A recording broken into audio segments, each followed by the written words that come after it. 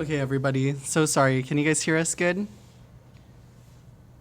Thank you. And I know some of us are operating on different time zones, so we'll try to be quick. And then just to let everybody know too, I have a hard stop around 6, so I'll be passing it over to Vice Chair Millard to run the rest of the meeting, and then I'll be hopping on WebEx. And the updated agenda, the one that was uploaded last week, is found on the website. Sorry, when I emailed you all directly, I sent one without the corrections on the proper names for the call to order. But seeing that we have quorum, meeting call to order at 5:31 on the dot. Okay, thank you, everybody. Is there any members from the public who wish to testify? Okay, seeing no members from the community present to testify. Oh, attendance. So sorry. Gosh, bad call to order. It's been a while, a little rusty. Secretary, Duran or Duran? Duran. Duran. Secretary Duran, could you please do the call? Could you please do the roll call to see if we have quorum? Daniel Nguyen, District 1. Diego Carranza, District 2. Maya Payne, District 3. Here. Aza Shimizu, District 4. Kalina Shea, District 5. Colton Soon, District 6. Here. Riley Machina, District 8. Lindsay Millard, District 9. Oh, I think we're having trouble hearing them. But I see Commissioner Millard did respond and Commissioner Carranza too. Sorry, we're just fixing the audio on our end.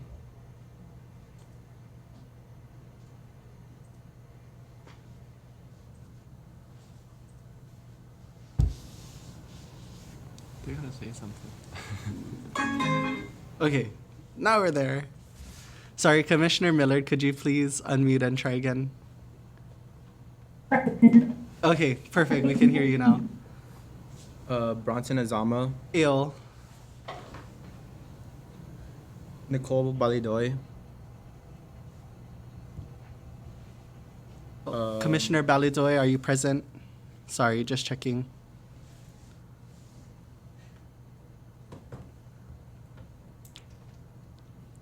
If not, please type in the chat before the end of the meeting. Sorry, continue. Con Home.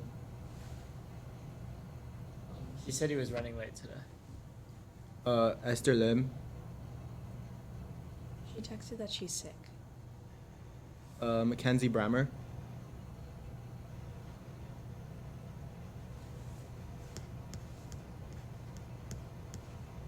Okay. There's 8 members present. Aza just came. Oh, yeah. Aza Shimizu, District 4. Asa. Isa. Thank you. Sorry. Sorry, we're still orientating to names. There's 9 members present. I believe Okay. we need quorum. Thank you so much. So since we've hit quorum, now we'll do the proper call to order. My apologies again at 5:34. Moving on to the next item on our agenda, public testimony. Is there any members from the public who wish to testify?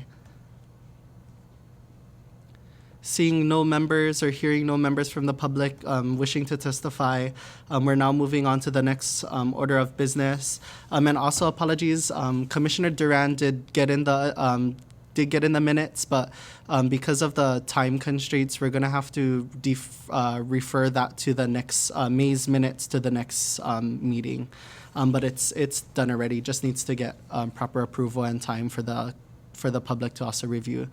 So would anybody like to? I don't think we have a. Yeah. Would anybody like to motion that the approval of the May minutes be referred to the next Youth Commission meeting? I'll make that motion. Okay, it's been moved by Commissioner Yeah, Shimizu. Is there a second? Sorry. And Commissioner second Carranza it. seconds. Thank you. And then no official guest speaker. My apologies for the status of the haiku stairs. So we'll have to also refer that. And just for your guys' notes, so I'll be happy to, even though I won't be officially on the commission, I can still try to get in a few emails and connect whoever is the next chair with doing that. Could we also, and knowing that you guys have to elect the next chair, I would recommend maybe referring the status of the haiku stairs to the August, not to the August meeting, but maybe to the September meeting. Yeah, do we have to move this one too? Yeah. Okay, yeah, I'll motion to move the status of haiku stairs to the September meeting. It's been moved. Is there a second? I second that. And it's been seconded by Commissioner Payne. Is there any further discussion on the motion? Sorry. Okay, hearing no further discussion, is there any opposition to referring, having the guest speaker on the haiku stairs till the September commission meeting? Okay, hearing no further opposition, motion passes unanimously. Moving on to old business. So is there anybody who has for the social media updates? Okay, hearing no further updates. Moving on to the Honolulu Youth Commission survey. Any survey updates?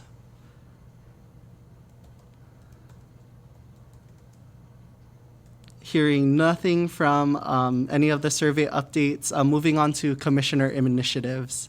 Does anybody have anything to share from old business under commissioner initiatives?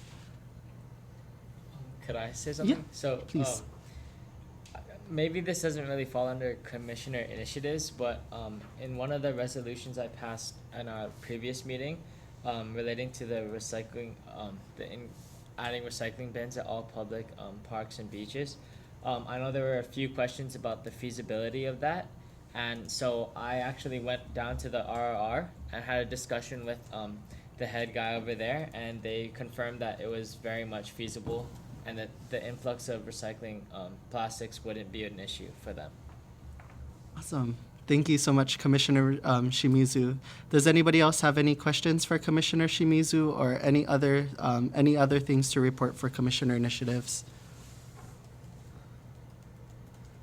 Okay, hearing none. Or Commissioner Carranza. Sorry, yeah, sure. How's the audio? Sorry. Good, we can hear you and see you. Perfect. Not necessarily a question, but something to report on the resolution that I passed relating to safe parking. It was scheduled for a committee hearing about 3 weeks ago, and both the Director of Parks and Recreation, HPD, and Director of Community Services came out to testify, and essentially offered to come and speak with us about different community services that they have for homeless individuals, and also just general community services to help those experiencing problems associated with poverty. And I think that would be great to either do for our next meeting in August or the following in September. Thank you so much, Commissioner Carranza. Does anybody have any questions regarding that initiative? I don't. I think August might be a little jam-packed and focused around. I also think we should focus August around like what we want the commission to accomplish within that year. So I'm really open to doing that in September, and I think it would be really good because there's a lot that I want to learn about poverty issues, specifically in our community. But I think August is going to be a little jam-packed. But I also, not to move on from your point, but I want to add that in August, I think we should reevaluate our commissioner initiatives. And if there's something that you really wanted to pass within this year and we haven't yet, that to put it into August's meeting, and in August we can pass a whole bunch of resolutions. And all the new commissioners coming in can kind of see what we do and how we move along and the type of momentum we want to set for us for next year. Thank you so much, Commissioner Soon. Commissioner Shimizu, you had something to share? Yeah, I just wanted to say I totally agree. Since we're also moving back the discussion of the haiku stairs to next meeting, I think that, yeah, it'll be very jam-packed. And as you said, it would be a great experience for the new commissioners if we actually show them the resolution process, because as a commission, that is our main responsibility. So I do agree with that as well. Thank you so much, Commissioner Shimizu, as well as Commissioner Soon and Commissioner Carranza. Does anybody else have anything to share under Commissioner initiatives? Okay, hearing none, and best of luck when it comes to those who are remaining on the commission then. Moving on to the permitted interaction groups. Anybody from the permitted interaction group for education have anything to share? Yeah. Little bit kind of in and out, but we get the wording at least a little bit.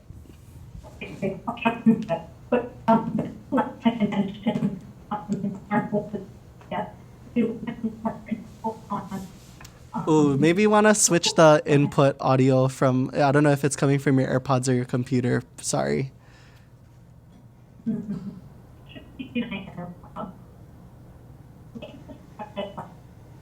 Yeah.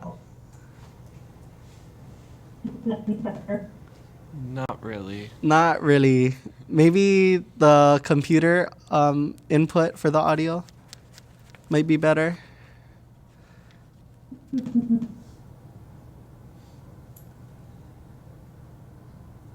Sorry, Commissioner Millard. I know she's calling from across the world. Oh.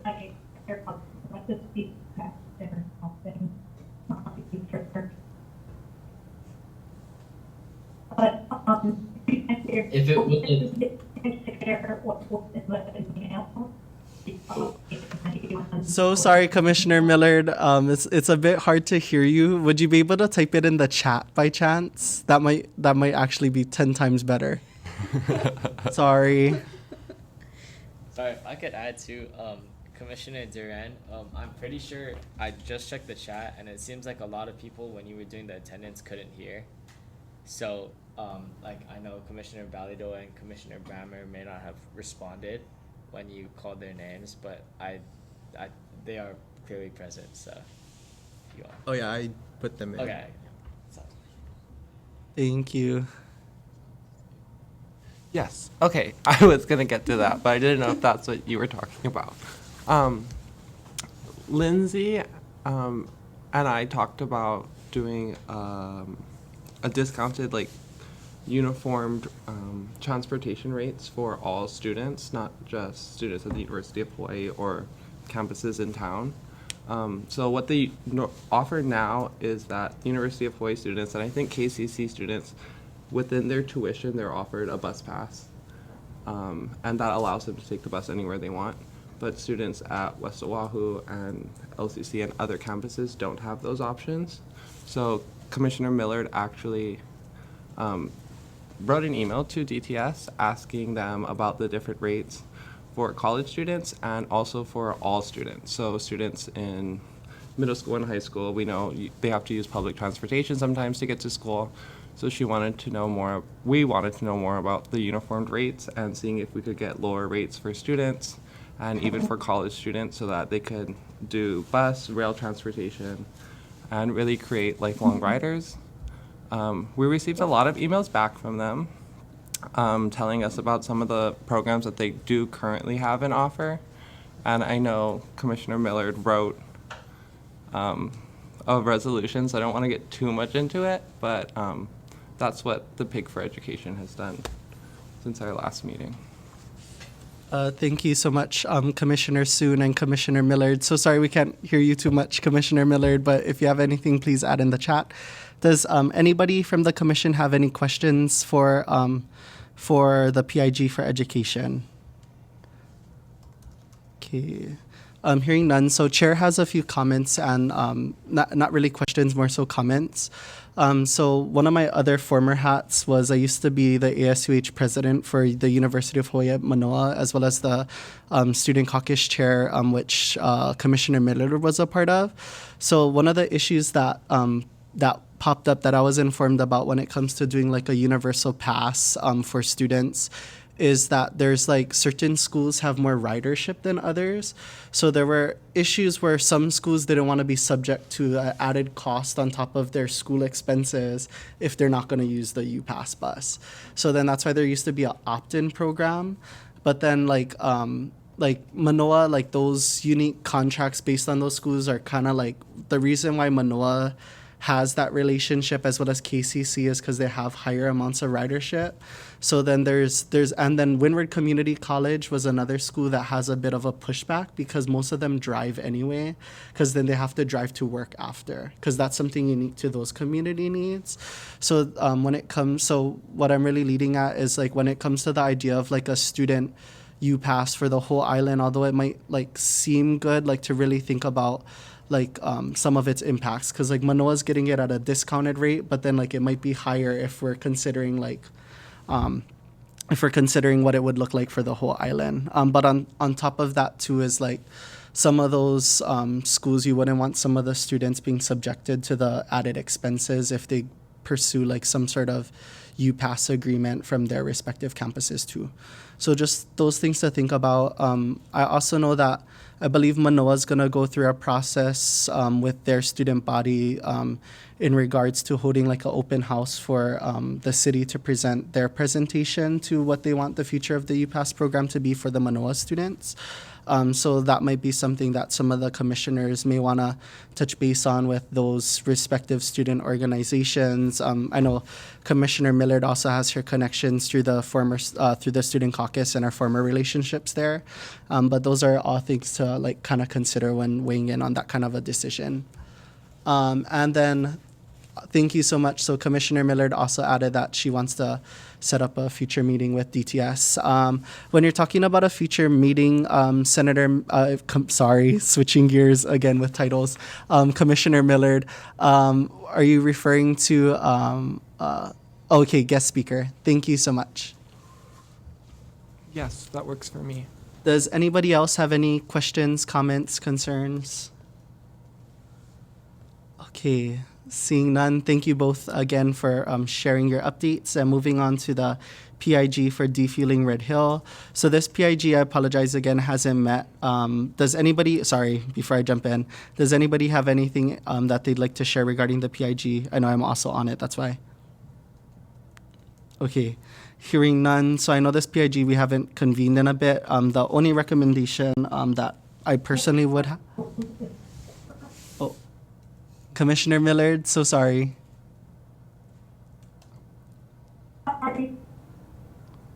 Sounded like a sorry. Oh, okay. No worries. So regarding the BIG for defueling Red Hill, a thing for the commission to consider is what our position would be for the Community Representation Initiative. So that's the community organization group that represents the community of Oahu on the Red Hill issue. And the EPA has looked at disbanding that particular group. So that's something we may want to consider taking a position on whether or not that would be something we want to keep to maintain community dialogue with the Navy, or put trust in those respective agencies with the absence of the community. So those are just things to think about regarding defueling Red Hill. Anything else for questions, concerns for the PIG for defueling Red Hill? Hearing none, moving on to the PIG for outreach. Does anybody from the PIG for outreach have anything to report? No reports from this PIG. Thank you so much, Commissioner Carranza. Moving on to PIG for youth intervention and trafficking. Anything to report? No updates for that particular PIG. Thank you so much, Commissioner Ho. Moving on to PIG for HYC newsletter. Anything to report? Again, no updates for this one. though it might be good to have a goal of getting a newsletter up probably by September. That way we can include the new members of the commission. Yeah. Thank you so much, Commissioner Kranza. Commissioner Soon? I just have a question for like PIGs as a whole. This one's more so like for our future, especially next meeting. If anyone wants to think about PIGs that could be beneficial for us to have for like a whole year, I think next meeting in August, like having a PIG that's going to figure out our budget and what we're going to do with our massive budget that we didn't really use this year, could be beneficial. And also maybe combining some of these PIGs so that we're not losing them, but we aren't like spreading ourselves too thin. And just if there was a PIG that we had this year that didn't work out quite as well as we hoped, maybe we scratch that one and we try to find a new one or think of ways that we could be like using them more. I don't know. Yeah. Thank you so much, Commissioner Soon. Does anybody else have any comments, concerns related to the PIGs?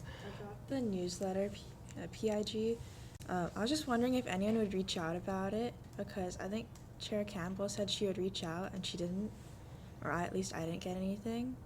So I was just wondering if anyone's gonna take charge and do that. Sorry. Like as in taking the role as like I'm confused on what the question was. Well, Chair Campbell said that she was going to reach out to meet so that we could all work on the newsletter, and that never happened. Oh, yeah, that's like something that we can definitely discuss in the PIG for the newsletter group chat on when we should next meet, and how we should divvy up responsibilities with Chair Campbell gone. Thank you so much, Commissioner Shea and Commissioner Carranza. Anybody else have any questions, concerns? Commissioner Soon? Sorry. How many people are in the newsletter PIG that are going to be there after this meeting?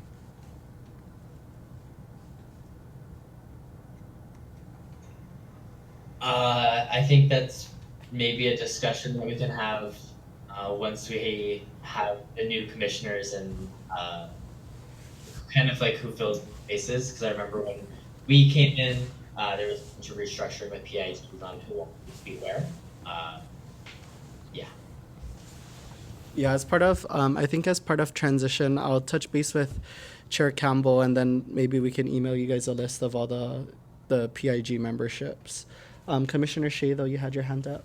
Or? Oh, I was just saying I was going to be here. Oh, okay. Thanks. Anything else related to the PIG for new HYC newsletters? Okay. Hearing none, moving on to new business, and this is exciting. We have like 6 resolutions. So moving on to the first HYC resolution, 24-010, urging the Mayor's Office and City Council to establish a committee on green energy. And apologies, my internet's being flaky. I believe the introducer was Commissioner Ho. Would you like to, Would you like to introduce this? Because I see we have, a lot of new resolutions. It's exciting, so I'll just keep it brief. I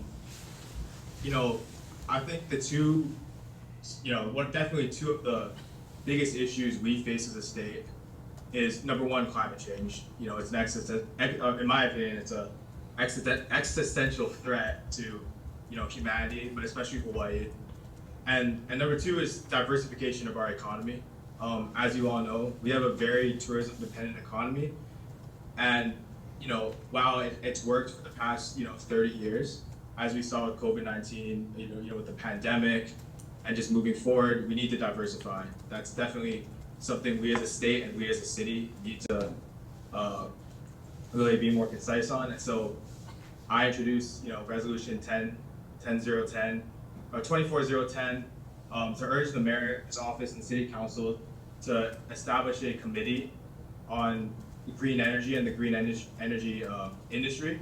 And so under HRS, section 196.10.5, the state of Hawaii, as a state, we plan to achieve 100% renewable energy and carbon neutrality by 2045.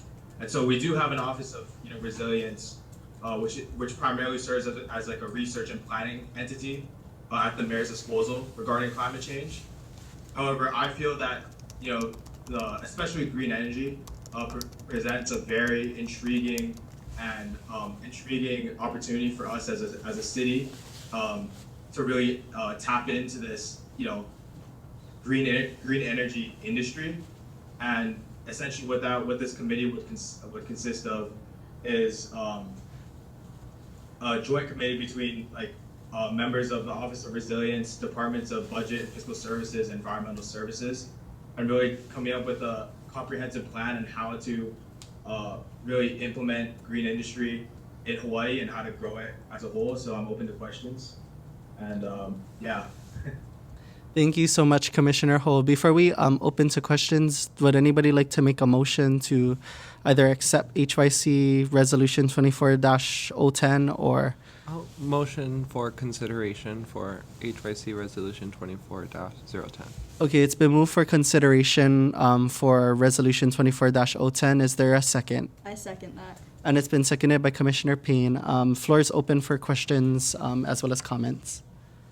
Not necessarily a question, but I'm actually a part of this sustainability fellowship, and hopefully I'll get into that more later. But as you mentioned, Khan, there is a 2045 100% renewable energy goal set in place.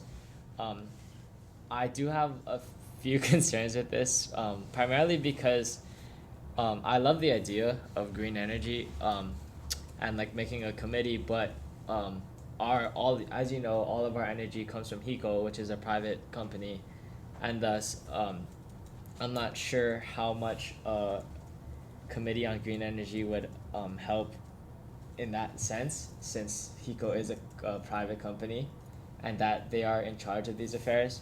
I do also know that energy is only 33% of our overall carbon emissions. So maybe refocusing this to the transportation area, which is also emits a whole lot of carbon, would be a great idea, or something of that sort. Obviously, I'm open to this. I'm just not sure how helpful this will be, considering HECO is a private company. Yeah. Well, thank you for your question. Thank you for your concerns, Commissioner Shimizu. So where I'm really trying to get at in this resolution is not so much this idea of the city and county of Honolulu creating this state-sponsored government organization, like private government organization like HECO. I'm really trying to get into this idea of how do we as a city really come together and really focus in on this idea of green industry, and how do we boost private industry, or really private industry job creation in terms of green industry, but not so much the creation of a city-sponsored green industry organization like HECO. I think, am I kind of answering your question, or do you have a follow-up question to that? If this helps to Commissioner Shimizu, I think some of the things that Commissioner Shimizu's noting on is when it comes to growing the private sector, the only sector we're talking about would be HECO, and I'm assuming it's associated contractors. So that's part of the layer, right? Yeah. That you're bringing up. For sure. Yeah. Thanks. I have a quick question. Yeah. I am looking at the Office of the Resilience Office. So how would the green energy committee, the Committee on Green Energy, be different from the Office of Resilience? Right. So what I'm kind of proposing is a committee, a very focused research committee with more of an economic focus, because I think when we take a look at climate change, we definitely need to take it in a pragmatic approach of how are we gonna implement government regulation and whatnot to help mitigate the effects of it. But at the same time, I think we need to it also presents an opportunity for us as a state to kind of pry off from this reliance on the tourism industry as our pretty much our only, or our definitely our overwhelmingly largest, you know, economic driver, and trying to really invest in this idea of, not as a state but as a city, invest in this idea of renewable energy, which renewable energy creates not only a sustainable source of energy that will help price off of fossil fuels, but potentially thousands of high-paying jobs, good high-paying jobs, not just for our state, but especially for our city and county of Honolulu. And I think really taking the time back and creating this committee to take a more economic approach to this issue, and really factoring in how we as a city can help boost whether it be entrepreneurship or investing. I think we're getting into it a little bit later in terms of regulation of renewable energy, but really just taking the time to create a committee and really research how do we best incentivize the growth of our renewable energy industry from an economic lens. Thank you. And I also had one comment that's completely separate. I really like that we're having conversations on committing to green energy, and that we are. But if you look throughout history, every time there's been a new wave of energy, if it was from wood to coal or coal to oil and natural gases, that it's never been about subtraction. It's always just been about, so when we've moved from coal to oil and other natural resources, it wasn't that coal wasn't being used at that high percentage. It was just we had so much more energy consumption that oil just took over the new energy consumption. And if you see now with renewables, it's that extra added energy consumption that we're using is what renewables is doing. But what we have to do for our future is to subtract from the old ones. So I really like bills like this to go after it. Thank you. Thank you so much, Commissioner Soon. Commissioner Carranza, you have your hand up. Yeah, I thought this was a really interesting resolution. Definitely talking about a much needed issue. And there was just, the one thing that I guess it's two things that I thought we could talk about was, it sounds like we're trying to, it's my understanding of the resolution, trying to kind of bolster the green energy industry in Honolulu. And I am a little bit worried about the last two, that's two independent experts with experience.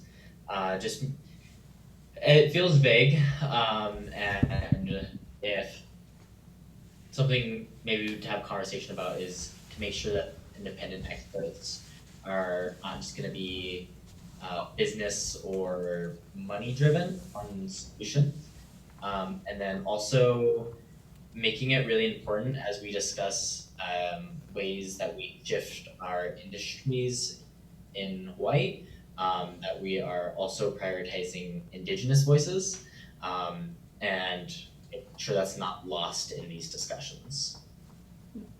Thank you so much, Commissioner Yeah. Carranza.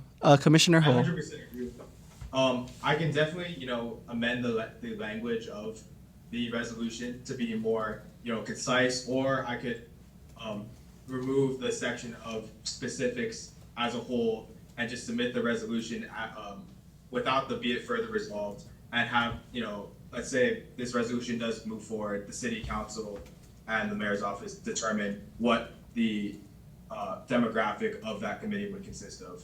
That's definitely an alternative or an answer to that concern. If I may. Yeah, thank you. I thought sorry, Commissioner. No, Commissioner Carranza first, and then Commissioner, Okay. yeah, I thought the Shimizu. Yeah, thank you.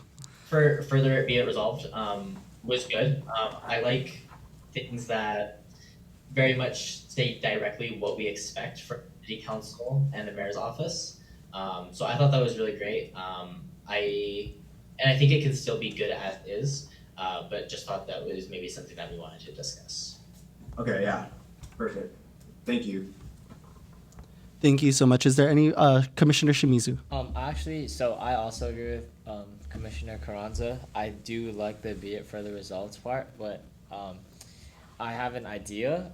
So for one of the two independent experts, I was thinking I could possibly bring in Ren Westcoat, or at least ask him if you want.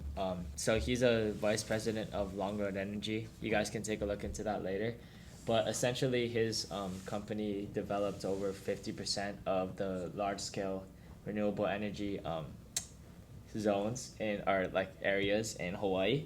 So I think he'd possibly be a great person to have as one of these experts on this committee.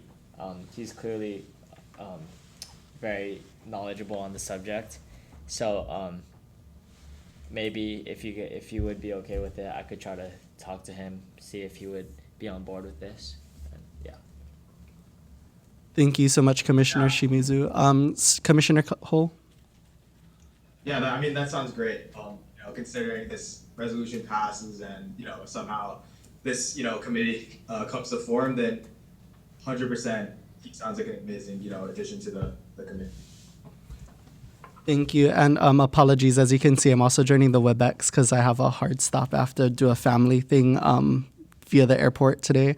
But Commissioner Duran, would you be able to run the meeting too? Sorry, I know Vice Chair Millard is having a rough time with the connection issues. Yeah. Wait, can you guys hear me any better? Oh my gosh, we can hear you amazingly.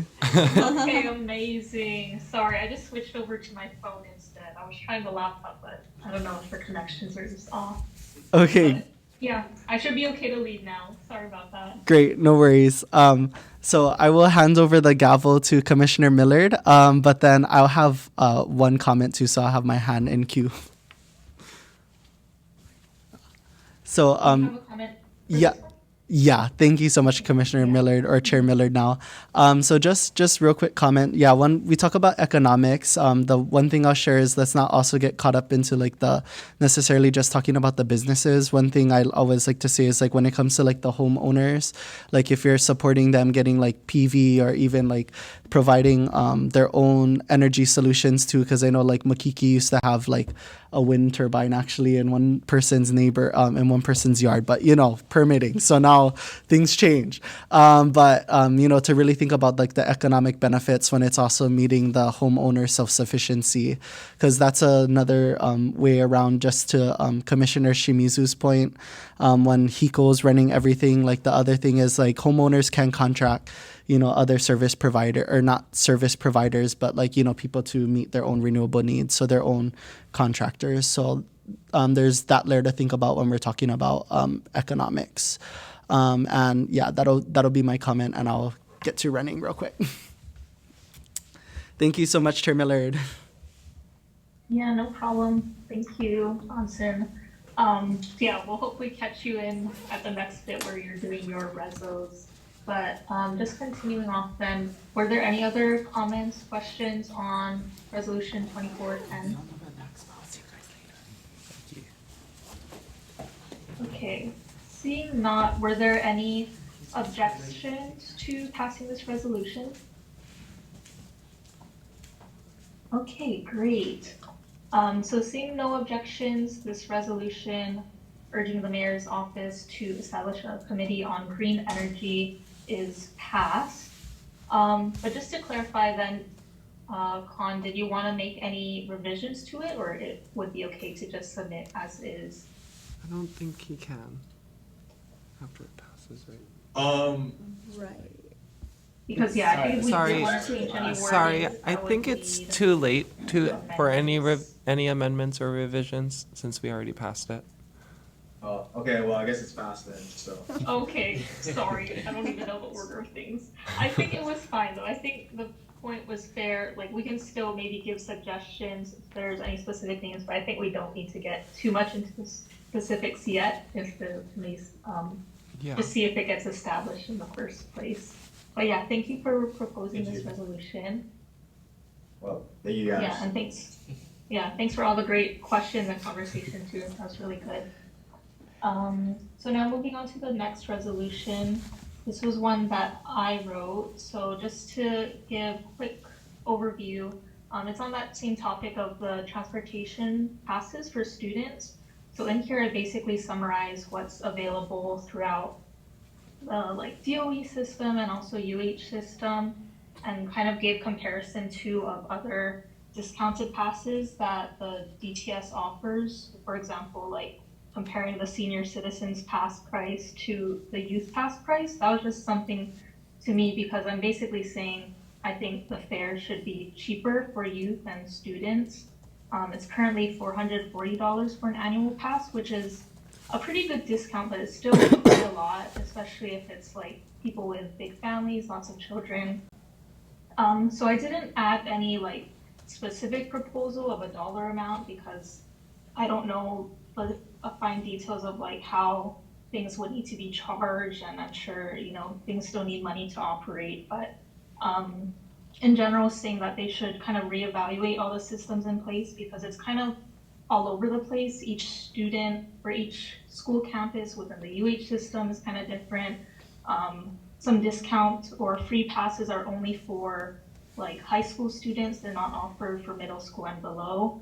So yeah, just proposing the idea that they kind of reevaluate that and try to streamline.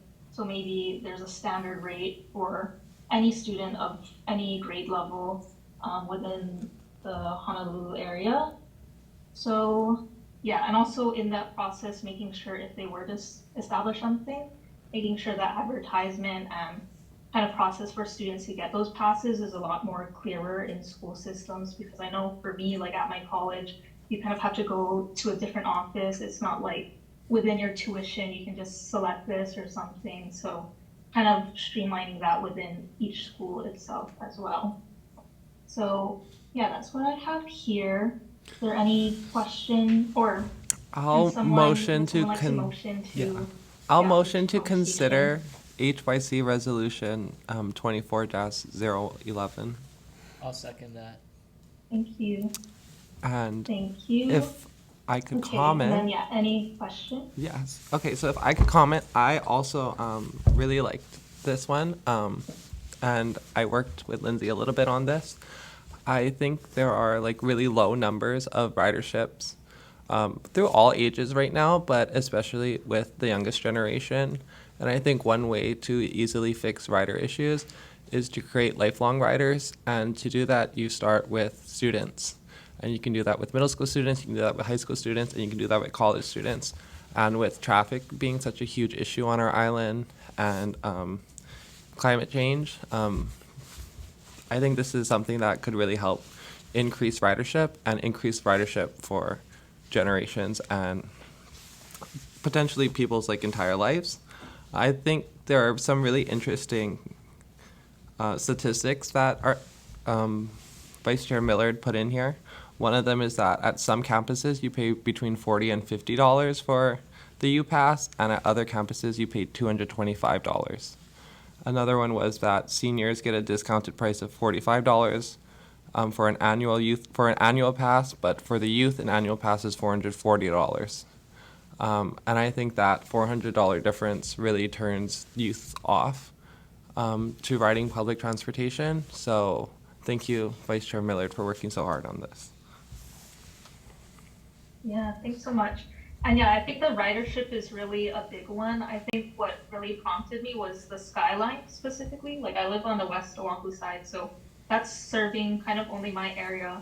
And there was some statistics published on how there's only like 3,000 riders a day, which is way below their projected numbers. And with this super low rate, it's costing more per rider essentially, because it's like not even half of the goals they're reaching.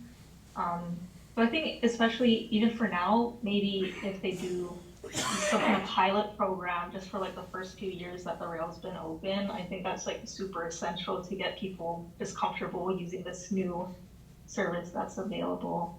Yeah, ridership 100%. Commissioner Carranza? Oh, you're on mute. Thank you.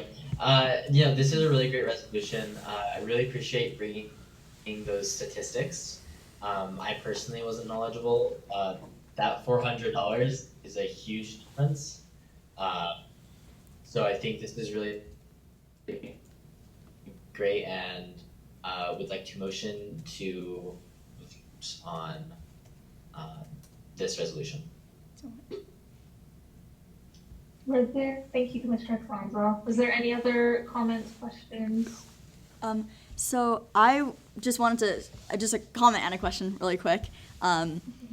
So first I wanted to say I really like how you call attention to how it's really important to start youth thinking about public transportation, being comfortable with it and appreciating it early on. And I also like how, like for example, Commissioner Ho brought up in his previous resolution the issue of public transport and reliance on fossil fuels. So I like how you both are really bringing that up here because I think that's an important issue.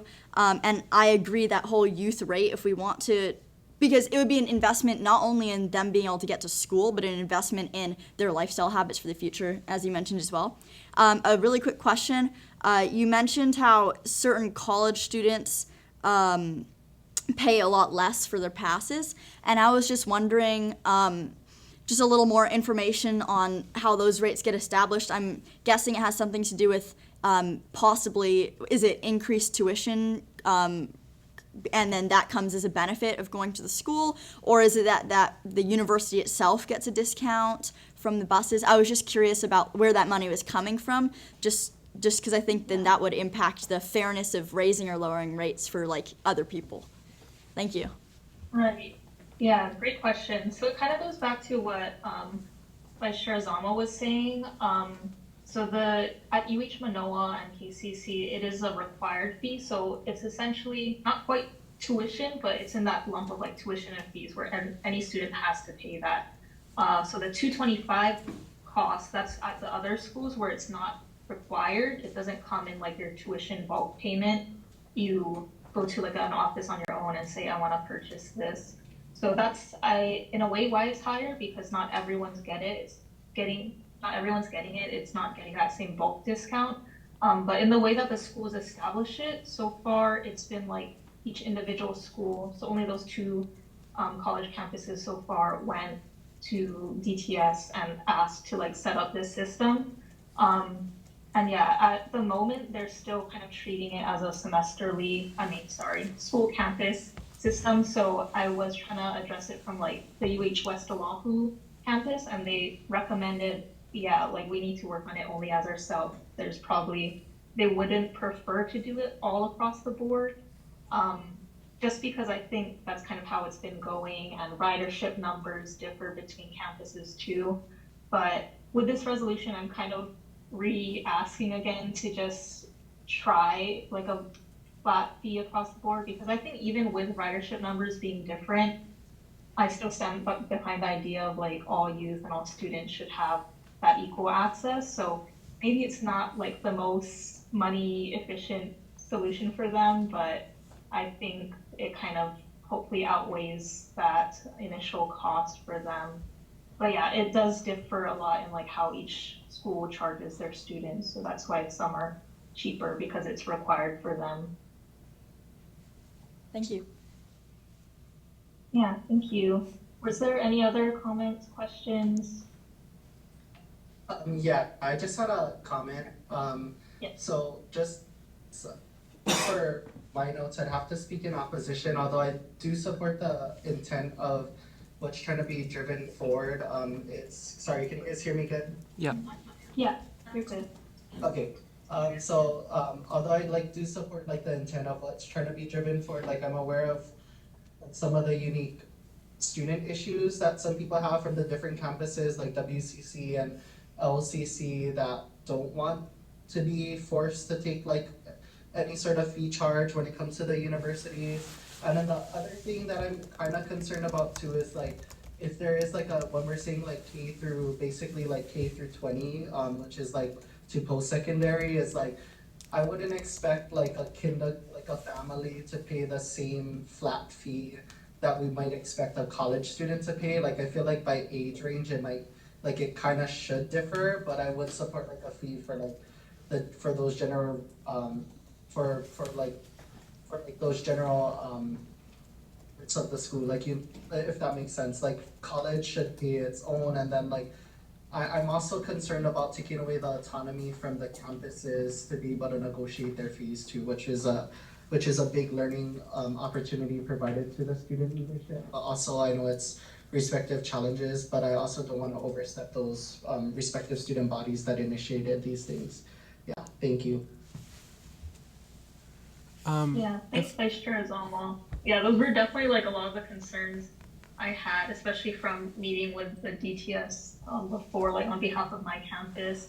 But just to address like the point of, you know, especially younger students, they probably wouldn't maybe use the bus as much or wouldn't have the money to pay as much as college students who are like basically adults. We do have a lot more money and buying power. I guess in my wording, I didn't exactly mean that each age group or range would pay the exact same amount. I tried to avoid using like any really specific terminology, but by like more uniform payments, I just meant maybe all college students might pay this, or all elementary school students might pay this. And also not necessarily that every school is going to get the UPass system that UH Manoa has, where it's required. But just hoping that they'll reevaluate that system and say, like, why are some optional? Maybe the solution is that everyone gets an optional fee instead. Maybe the UPass is an outdated thing and they can make the optional one a little bit cheaper.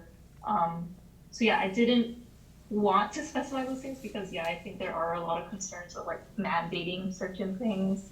But I see that it's a valid concern because that could be the choice that they go forward with. So yeah, thanks for raising those points. I also wanted to. Thank you. Could I just respond to the in regards to breaking down the how the UPass Manoa fee works just a little bit to understand its little historical context. So that's part of the concern too, is like for Manoa, there was a lot of students based on the surveys that the student government conducted, that even though they don't participate in the pass, they're willing to pay that particular fee so that way it's not so expensive for their friends who do. So that's why it's like such a reduced cost, because there's a lot of consensus around that it's a contributing benefit to that particular campus's community.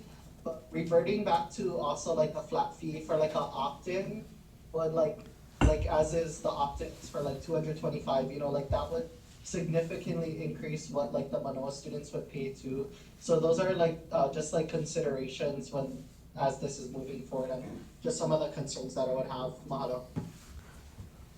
Yeah, thank you. I also have a comment that's Yeah. a bit different. I kind of like the uniform fees for all students. I think as we move forward as society here in our community, we want to encourage people to really take public transportation. We want people to take the rail. We want people to take the bus. And I think that uniform fee almost is like, well, let me get my money's worth. Maybe if I can take it to class 1 or 2 days a week when I don't have something after, that could help. And I'm just going on LCC and West Oahu's campuses, they both have transportation fees like included in their total cost of attendance.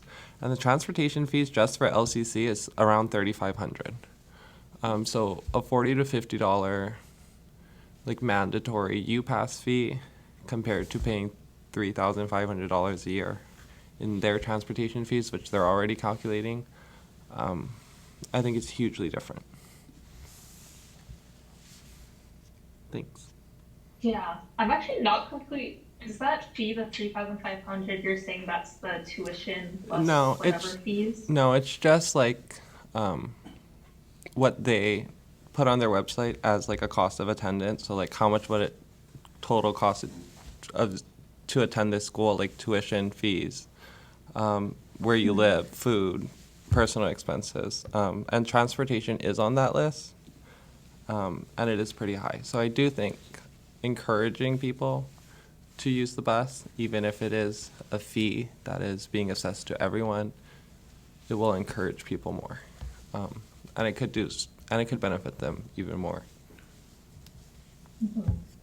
Yeah, thank you for that comment. Yeah, it's definitely a jump for people like paying nothing right now, but I think if the price can be negotiated a lot lower than it's currently at, people kind of be like, oh, that's not that much, and then once you have it in your hand already, that's what's gonna make you actually use it. Like if people kind of aren't forced in a way to like at least get access to it, they'll just like never turn to it as an option. Yeah, Commissioner Hope. Yeah, I'm just like kind of wondering, is tuition really the way to encourage like public transportation use? I mean, like I get the principle behind it, and I agree. You know, like not only should we invest heavily, like more into public transportation, but encourage ridership. But I'm just kind of like you know curious around whether or not you know imposing a universal fee in terms of added tuition costs is the best way to encourage public transportation like ridership. But Yeah, very valid question. I think that's the concern, even for me. That's why, as of now, I'm not saying necessarily it'd be ingrained in the tuition, especially because including like K through 12 too. They don't have any tuition, so for them it'd be getting some kind of outside pass on their own. And maybe for college students, that also might be what it is. Um, but yeah, for as of right now, it's only those couple college schools that have it in their tuition in a way like that required fee. And I don't know, maybe that's not the best solution. It's seeming like, yeah, even within us, it's like not a super popular idea. But maybe, yeah, that's why maybe for them it isn't required. It could be an optional discounted pass, like what they have already, but just cheaper than the $440 or $225 that we currently pay. Oh yeah, Vice Chair Zama. Yeah, I was just gonna have a recommendation. Maybe we could have in therefore the resolve clauses, something in regards to getting input from this University of Hawaii Student Caucus, as well as like from the broader community as part of like this initiative. I think that would really help because it opened like it's one the Youth Commission supporting getting broader input right outside of our body. So I think that would be something that would make me support it. Thanks. Mm, okay. Yeah, that's actually a great suggestion. Um, do you folks know of any other like DOE like governing bodies or ways to get input from that demographic as well? Maybe that could be included too. I could be totally off here because I was not involved a super amount with student government. Um, but there's a board of education student rep that we could get input from. Or someone could totally correct me if I'm wrong here, but I believe Stuco is DOE student government um, that could be reached out to. Okay, thank you for that. Stuco. Just chiming in, Oh, yeah. so for the Stuco, I think Commissioner Carranza is referring to what we call the HSSC, which is the High School Student Council. Yeah, which consists of all the states, all the state public schools having a rep on it. Yeah. Okay. Thank you, Commissioner. Okay, so honestly, yeah, I think that would be a really great addition to include something like that. I didn't, yeah, I think it'd be good to kind of suggest who they should consult with before trying to do anything. So would someone like to motion to make an amendment that we include, that the City Council of Honolulu should consult high school and college student council governing bodies before moving forward with any, I guess, yeah, any Just new systems. Just personally, I think that they would have to consult anyways before implementation. Like I think DTS would have to talk to West Oahu and LCC to see if this is something that their campuses can even support. And I think even when it comes to youth passes, that this is something that they have to internally talk about themselves anyways. It's not like, I also know that you were trying to not limit them and restrict them to do things. And I think this may restrict them to like be forced into some things that they may not have the power to do. Could I rise to speak to? Yeah. So Okay. just chiming in there, like at least like from my perspective, like especially with my former hat from ASUH Manoa, like there are moments, so like when DTS was talking about the idea of a uniform fee to the other campuses, Manoa was not included in those discussions, even though it impacts that particular campus. So that's why I'm like super pushing that we really solidify that they would have to talk with some of these governing bodies, because although I'd love to have faith that people will do such, I do recognize sometimes there are balls that are dropped, right? So to really support people who are to support like this idea of getting input from those respective groups and not overstepping such autonomy. Okay, thank you. Thank you. Yeah. Was there any other opinions on that? I think either way is valid, but like hopefully they would consult, but it is true, yeah, sometimes, especially with like a big university system, it doesn't get relayed to, at least on the student's end, maybe admin end. So I'm still open to including another be it further resolved, but I don't think it's super essential either. If we're looking for a motion, I would move to add that particular clause that she had mentioned. Okay, is there a I second? will. Okay, thank you.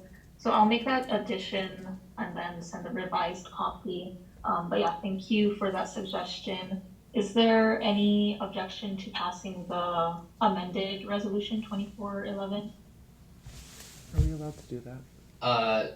Just before Are we allowed to amend something and vote on it, I would like without to having it written? either like quickly draft up just so we know the exact wording that's being put in, or if you already kind of like know, just letting us know like what the specific wording that's being Yeah. added would be, that'd be great. Mm-hmm. Yeah, just to clarify, I was gonna ask you after Diego what the student council name was. Was it Hawaii Student Council? Hawaii State Student Council? Oh, yes, I think yeah. Commissioner's someone else should have heard. I have it for you. It's the Hawaii State Student Council, HSSC. Yeah, thank you. Yeah, so I was just gonna add, be it further resolved that the, what is the wording? The City Council, City County of Honolulu, get input from the UH Student Caucus, Hawaii State Student Council, or any other relevant student bodies. Is that okay? Any other additions, edits to that? Yeah, could we also add the community, because you know it would impact families too when we're talking about kindergarten and up. Mm-hmm. Okay, student and community groups. Okay, be it further resolved, they get input from the UH Student Caucus, Hawaii State Student Council, and relevant student and community groups.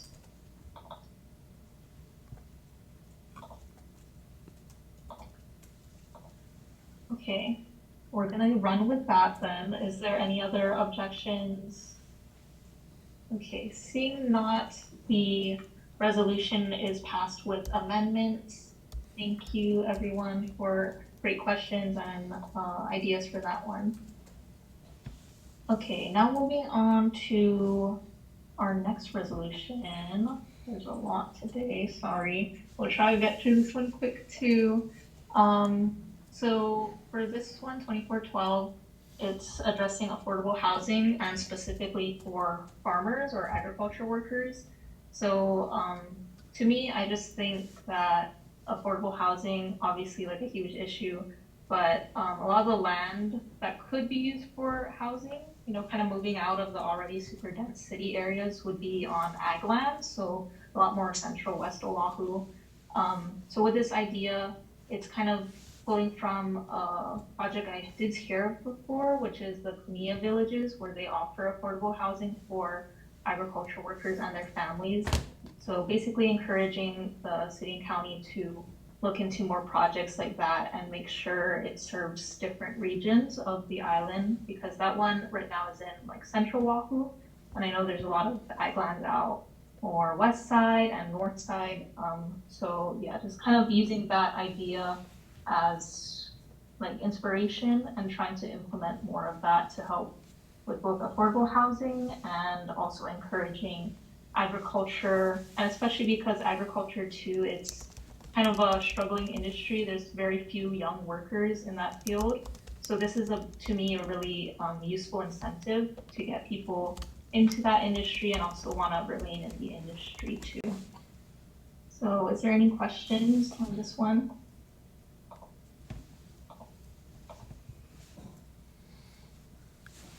Before proceeding to discussion, I would move to consider. Oh, sorry. Yeah, can we get a motion to consider this resolution?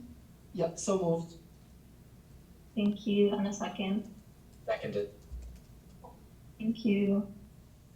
Yeah, so now any questions, comments? Yeah, can I rise to speak real quick too? Yeah, go ahead. Thank you. So I'll make a motion to amend, if we could also include in the whereas clause, basically whereas the Honolulu Youth Commission also has a resolution 21-002, which supports the basically the implementation of the important agricultural lands designation. So just reminding whoever's reading this resolution that we have a previous resolution that also has to do with some of dishing out some of these incentives to farmers. So that's my proposed request to amend. Okay. And you said that would be under a whereas? Yeah, just to include it to help contextualize that the commission has has previous positions related to this issue. Okay. I also Thank you. am gonna motion to amend and in the be it finally resolved clause. One amendment at a time. Oh, never mind. Oh, do I just second his? Somebody can. Okay, I'll Yeah, would someone want to second Vice Chair Zama's one already? I'll second Bryce. I'll second it. Okay, thanks. Okay. And if Thank I you. could motion to amend, in the They gotta take up the amendment first before you amend it again. So yes or no on Oh. this and we all vote yes or no. yeah. And then Yeah, is there any Okay. objection to the first amendment to include a clause including 21002's resolution? Okay, so that one is passed. And then, yeah, go ahead. Okay, so I'm gonna motion. I'm sure if oh wait, sorry, we moved to pass the amendments. Yes, okay, sorry, I got the procedure a little confused there. No worries. Yeah, okay, yeah, a lot going Okay. on. So yeah, one amendment was added. That's just gonna be including a past resolution to reference. And then now moving on to the other amendment. In the be it finally resolved clause, I'm suggesting to amend to add the Honolulu City Council Zoning Committee, because I think this issue does fall into zoning. So at the end of the day, the zoning committee would need to recode the zones. But I do support this, so I think if we want it to pass, it has to go to that zoning committee. Okay, yeah, thank you for that addition. I know there's like a lot of committees that I guess this one impacts, but that, yeah, would definitely be an important one. Would someone want to second that motion to amend the zoning committee? Commissioner Zama, I'll second. Thank you. Is it just called the zoning committee? Just to Yep. clarify? Okay, thank you. Is there any other questions or amendments that anyone will want to make? We have to vote on the amendment We have to vote on the amendment. or discuss. Oh, sorry. Okay. Is there anyone that would like to, sorry, did you motion already? Yeah, and Vice Chair Oh. Azama seconded. Okay, so we got the second.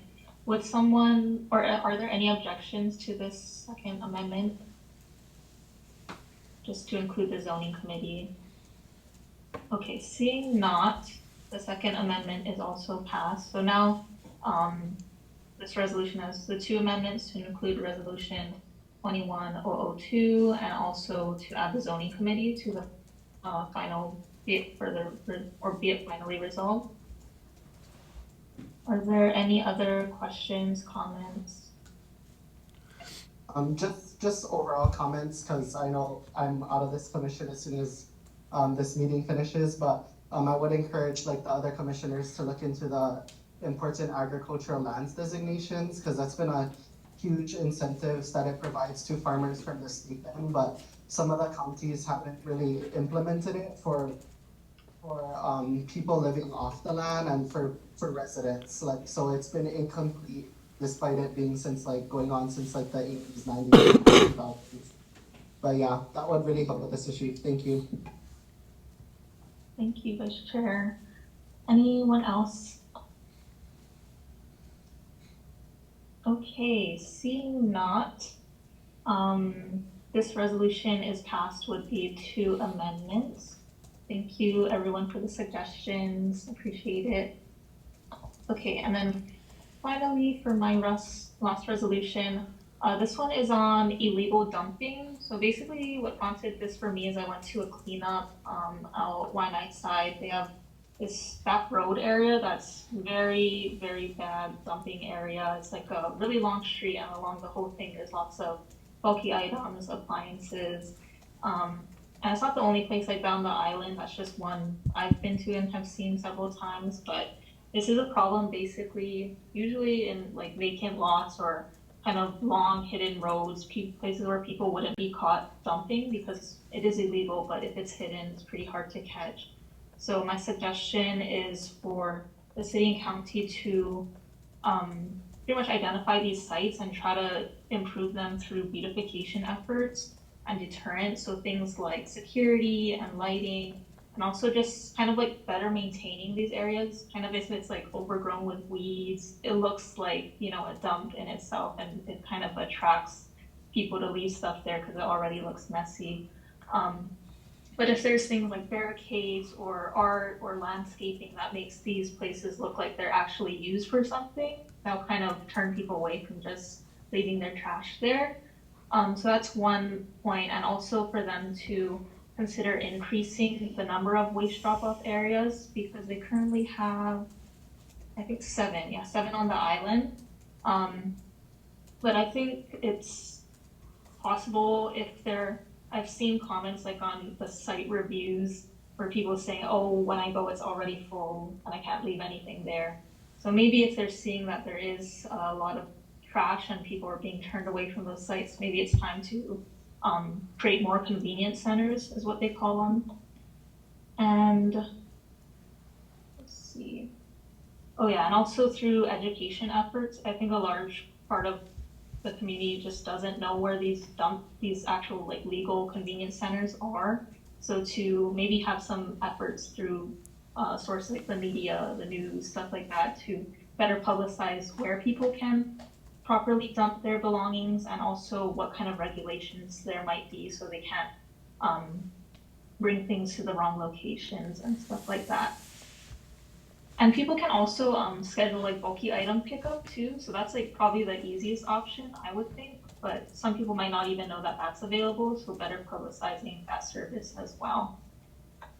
So are there any questions, comments on this one?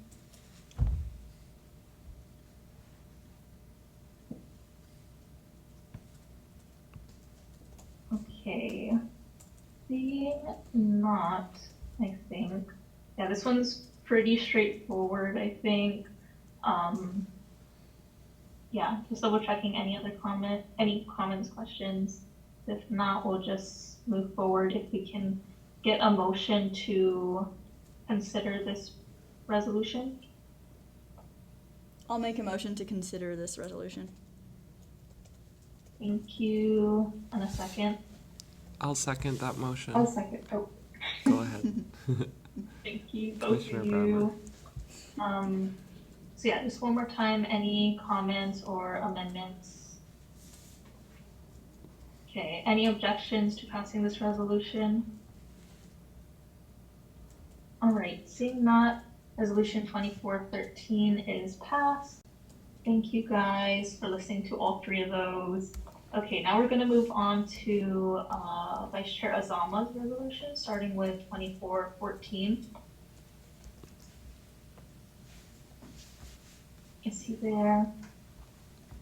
Yes, sorry, just getting through the TSA. Oh no, that's timing.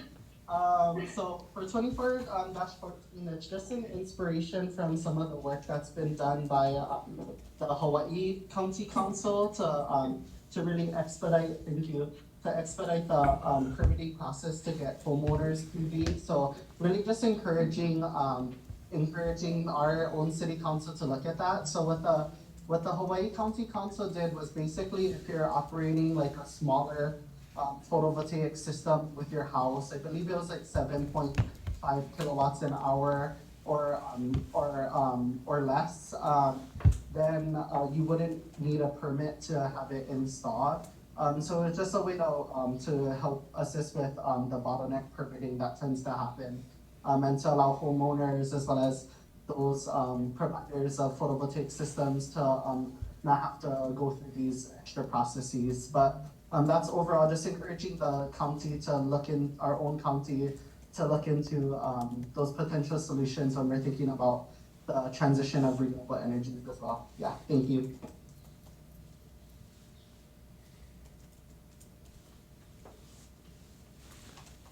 Oh. Muted, Vice Chair. Sorry about that. I'll motion to you. consider resolution 24-014. Yeah, I'll second that. Thank you. Are there any questions, comments for Vice Chair Azama?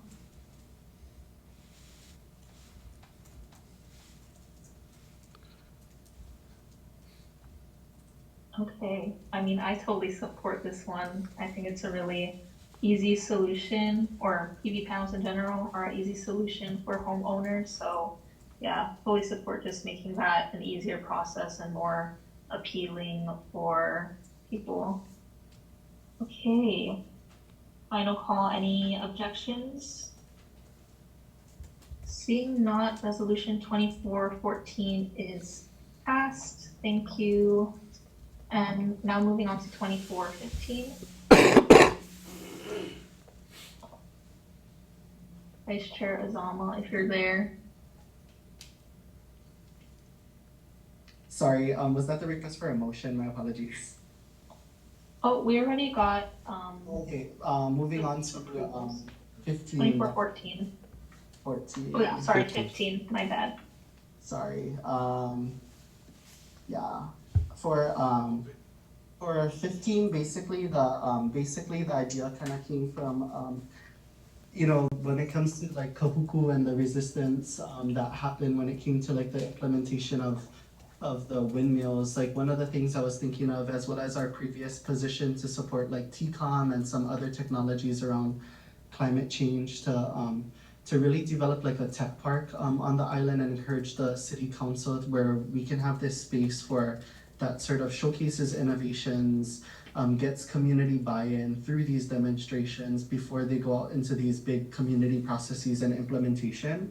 And it's partly like inspiration because I believe in Mililani, there's a high-tech park that was designed so that way high-tech companies could have these demonstration spaces, build capacity, before, as well as then leading to, as you can see, like the Maui supercomputer, the Verizon wireless expansion. So it's not necessarily a new idea. It's kind of building from something that's been implemented since like the 80s. But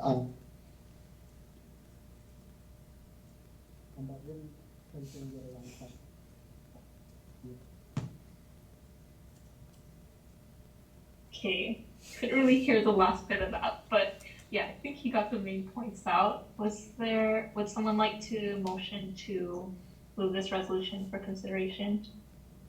Yeah, I'll move this resolution for consideration. I'll second that. Thank you. Okay, any comments, questions on this one?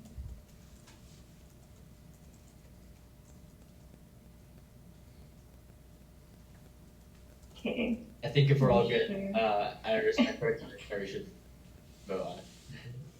okay, awesome. Are there any objections then to approving 2415?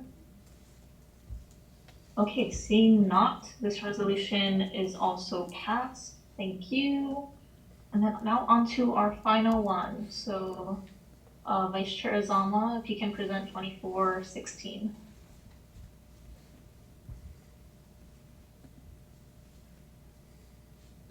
Sorry, just unmuting over here. So for the last resolution, 24-16, it really inspired from the work that the Waianae-Moku Kupuna Council has been doing to really organize like their own CERT teams, which are the community emergency response teams, because there's, as you guys know from recent news, like there's a lot of concerns on the west side of Oahu, and we're all trying to figure out what are we gonna do in the event of a fire similar to Lahaina.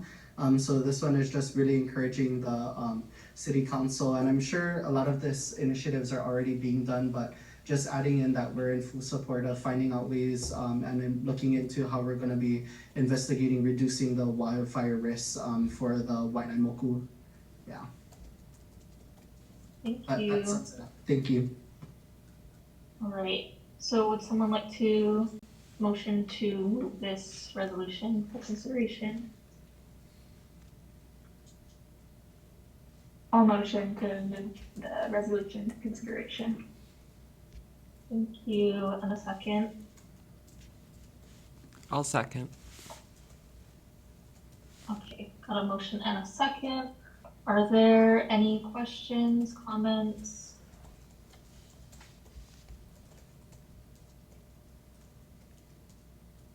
All right, seeing not, I think it's also a great and really important one. Yeah, hopefully can act on it now, as especially this season. Fire risk is a big thing, so maybe say this is prioritized. Okay, final call. Are there any objections to resolution 2416? All right, seeing not, this resolution is also approved. So thank you guys for listening to all of those. I think we did, what was that, like 7 resolutions. So thank you for all the thoughtful Do we need a comments chair? and suggestions. Chair Now, for next I time. think that wraps up our meeting. Lindsay, is this your last meeting by chance? Yeah. And is it also Bronson's last meeting by chance? Yeah, I believe it is our last for both of us, and maybe Clark, but I'm not sure about him. He may be rejoining. Are you But I think rejoining? me and Vice Chair Zama, this will be our last one. Councilmember Cordero did reach out to me today if I wanted to do another term. Would that be 2 years or 1 year? Because I already did my 2 years. It would be another 2 years. But yeah, I don't know the answer yet. I did tell her that I will think about it. I think I have by the end of this month to decide. Okay. We need to select an acting chair to lead next meeting. So, what if we could lean on Kevin here? What would be the process for selecting an interim chair until we can elect a chair in August? The chair can pick for now. You can pick, Lindsay. Okay, perfect. Perfect. Well, I'll ask, does anyone want to volunteer to take on that role? Preferably someone who'll still be Anybody? here. Ronza? Aye. Yeah, you're willing? Thank you so much for Yeah, volunteering. that's okay. Yeah, Or did I'd you have a be happy to volunteer. Yeah, I was be happy to volunteer. And I will be physically present in August for that meeting. Perfect. Okay, awesome. Thank you so much. Yeah, we'll send you over copies you can work on for the agenda and stuff. And yeah, just get in touch if you have questions. I did want to ask one more question too. So is the application step for new members out right now? Because yeah, at least me and Vice Chair Zama are leaving. I didn't see applications online. So, at least for the mayor's office, we have a number of applications from before that we were looking at. And so the mayor's still kind of deciding on what to do with some of them. But for now, there won't be any openings on the mayor's side. When it comes to the council members, it's up to them. You'd have to go reach out to them. Okay, all right. So I'll be reaching out to my council member then. I'm not sure, but it could be the same deal where they have a backlog of So you're gonna past get applicants. reappointed. Yeah, and just So- for now, they haven't asked us to reopen the portals, so. Okay, got it. So yeah, we'll check in with that, but hopefully by next meeting, there's a couple of new faces you'll be able to meet. So yeah, they should hopefully be doing like their little induction, whatever, right before that meeting. But yeah, is there any other questions on anything before we wrap up this meeting? Just a comment. Thank you, everyone, for a really great year and a really great experience. To those leaving, it's been really great working with you. Vice Chair Miller, like over this past month, like us working together on that resolution has been really fun. So thank you for that. And thanks, everyone. Yeah. Wish you all the best. Appreciate it. Aw. Yeah, thanks for helping out with that. And I'll definitely try to keep in touch with you, at least to do maybe a little like handoff if you want to get in touch with any of those people we were emailing. Yeah, that would be great. But yeah, same thing for all of you. Thanks for all your work throughout the year. Meeting you all has been very great. And I'm sure you're gonna continue to do great stuff in the coming year. So for the new people, I know it's kind of like settling into the role and understanding how things work, but hopefully within your coming year you can do even more great stuff. But yeah, I'm sure you will. Commissioner Carranza, did you have something too? Oh, I was just gonna express my appreciation to I believe the 3 last remaining of the more senior commissioners. Just express my thanks and that it's been an honor being on this commission with you guys. And if it is Clark's last meeting, bidding him also farewell. And then also thank you too for running these 2 meetings in the absence of Chair Campbell. Yeah, thank you so much. And with Chair Zama? Yeah, just chiming in. Thank you so much, everybody. Sorry, let me see if I can turn on my camera. It's been like a privilege working with all of you, and I'm super both happy and sad because being the last inaugural member of the Honolulu Youth Commission. But really, it's been a privilege to work with all of you, and I know the commission's in good hands with all of you. And now it's great because now I think me and Commissioner Miller, we're no longer subject to Sunshine Law after this, and we're still your constituents because we're in the age range. So always feel free to reach out to us, and we're happy to help. Yeah, thank you, everybody. Thank you. Yeah, definitely echoing that. I'm hoping to still stay involved, maybe attend a few of these meetings and stuff moving forward because yeah, I would love to stay updated with what everyone's doing and give ideas, give some public testimony or something in these. But yeah, thanks everyone for your work, and I hope you have a great rest of your summer break. Yeah, and just continue to do good stuff in this group. Take the time to, work with one another and reach out. I think there's so much more that the commission can do, and we're still really in like the early years, so I think there's going to be a lot of great things coming up in the future. But yeah, if there's nothing else, thank you all for your time tonight. Was there one more thing? Yeah, just super fast. I was gonna say it's also my last meeting because I'm heading to college, and I know I've been here a lot shorter than everyone else here. But while I was here, I just wanted to kind of add on to the whole appreciation thing. It's been really awesome to see you guys really reach out, like go out of your way to both be involved in the community, town halls, but also for your resolutions, do research on it. It's been really great to meet you all. And like Lindsay said, it would be great to try to stay involved somehow. Like if I ever get struck with inspiration about some new resolution. So hopefully we'll be able to stay in touch, and maybe you guys will hear from me. But yeah, so thank you.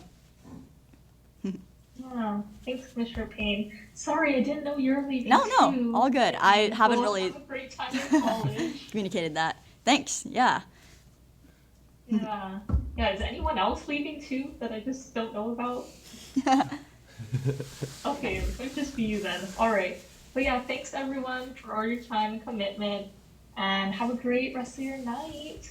Okay, thanks. Bye, everyone. Thanks, bye. Oh, this meeting is adjourned at 6:50. Sorry. Great, thank you. Bye.